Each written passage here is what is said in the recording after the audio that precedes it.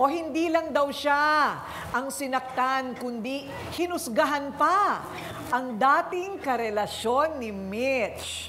Eto na, yung pinag-uusapan natin ngayon lang. Siya naman ngayon ang magsasalita. Jules, sumarap ka na.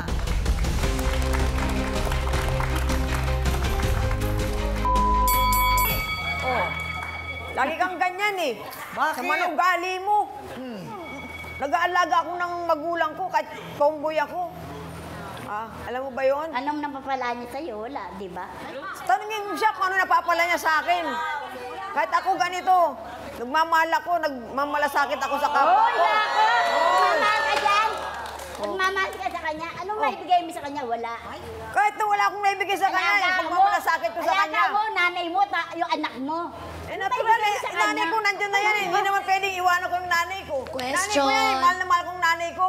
Oo, Ate Jus, may tanong po ako. Paano eksaktong nangingialam si Ate Malu sa relasyon ninyo ni Mitch? Magkasama ko kami niyan, nanlalait ko yan eh.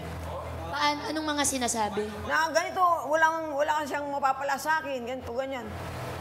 Eh, kahit na ano bang sabihin mo, talagang kami, anong gagawin mo? Ay! Yun naman pala, mahal mo siya, ba't di mo kaya ipaglaban? Hindi mo kaya ipaglaban ang pagmamahal mo sa Alam kanya. mo, Ba 3 months lang? pinaglaban ko yan. Kaya lang, naaawa ako sa kanya sa mga naririnig ko. Lalong-lalo na sa'yo. Hindi mo nang pinaglaban, di ba? Mahal ba sinasabi mo yun? Kasi nga, Mahal ba dahil yun? nga sa'yo eh. Di nga mahal ang pagmamahal ang inaabot sa kanya eh. Ano, pera? Wala ang maibigay sa kanya. Wala talaga akong may bigay sa kanya dahil wala nga akong trabaho. Ayun. Gutom din ang labas, di Bakit ba? pwede bang Gutom din ang magbahalan labas kami niya. kasi ng pera? Kaya Pwede ba gutom yun? din ang labas niya. Kaya sabi ko sa'yo, Mitch, kumuha ka na lang ng lalaki. Ang lalaki ay may pa. Yung may yan. Wala!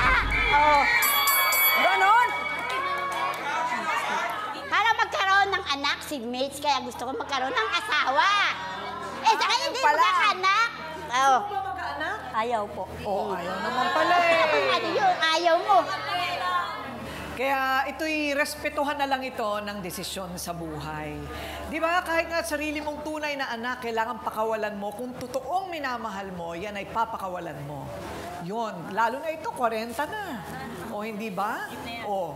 So, naging maligaya ka naman kay Jules. Okay naman. Parang napakadali namang mag-give up kung talagang sinasabi mong mahal mo si Mitch porket nasabi lang yun ni Malu. Ang nangyari po kasi, naaaba na ako sa kanya sa mga naririnig ko sa tao.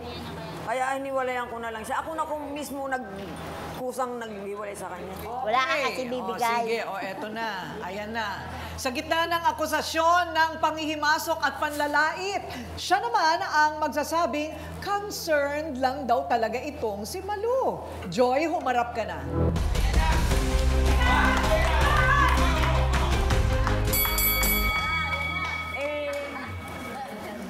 Totoo naman po, ma'am, na concern lang po talaga siya. Dahil siya po ang medyo parang magulang na rin na tumayo. Dahil nung maliit nga yan, isa kanya maaga na wala ng magulang. Ang gusto niya, kahit paano, sana, kung mawawala man siya, ay... Adios.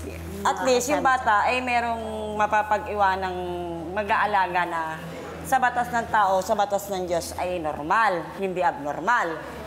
Na sa mahabang panahon ay magkakasama.